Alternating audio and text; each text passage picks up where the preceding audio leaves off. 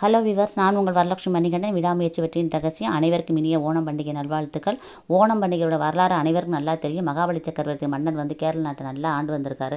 அவர் மண்ணின் மீது இன்னும் ஆசைப்பட்டு இந்திர பதவி அடைய நினச்சி வேள்வி நடிச்சிருக்காரு. அப்போ இந்திரன் நினச்சிருக்காரு, நம்ம பதவி பறிபோயிடுமோன்னு நினச்சிக்கிட்டு திருமால்கிட்ட போய் முறையிட்டு, திருமால் வாமன அவதாரம் எடுத்துகிட்டு வந்துட்டு இவரோட கொட்டத்தை அடக்கணும், மகாபலியோட பேராசை அடக்கணும்னு சொல்லிட்டு 3 அடி நிலம் கேட்டிருக்காரு.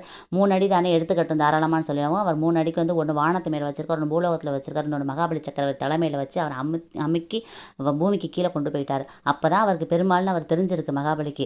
அப்போ உடனே அவர் வரம் கேட்டிருக்காரு, நான் பூலோகத்தில் வருஷத்துக்கு ஒரு தடவையாவது நான் பூலோகத்துக்கு என்னுடைய நாட்டு மக்களை பார்க்கணும்னு சொல்லவும் வரம் கொடுத்து வர்ற நாள் ஓணம் பண்டிகை கொண்டாடுவாங்கன்னு ஒரு வரம் கொடுத்துருக்காரு. அந்த நீடிய நாளை தான் நம்ம ஓணம் பண்டிகை அனைவரும் கொண்டாடுறோம். அன்னைக்கு எல்லாருமே அத்தைப்பூ கோலம் போட்டு பூக்கோளம்லாம் பூவை பரப்பி அதை விளக்கு வச்சு படகு போட்டி நடத்தி மகிழ்ச்சியாக கொண்டாடுவோம். மகாபலி வர்ற நாளை அனைவரும் கொண்டாடி செல்வ வளங்கள் பெற்று இனிதே ஓணம் பண்டிகை கொண்டாடுவோம். Viewers, thank you viewers.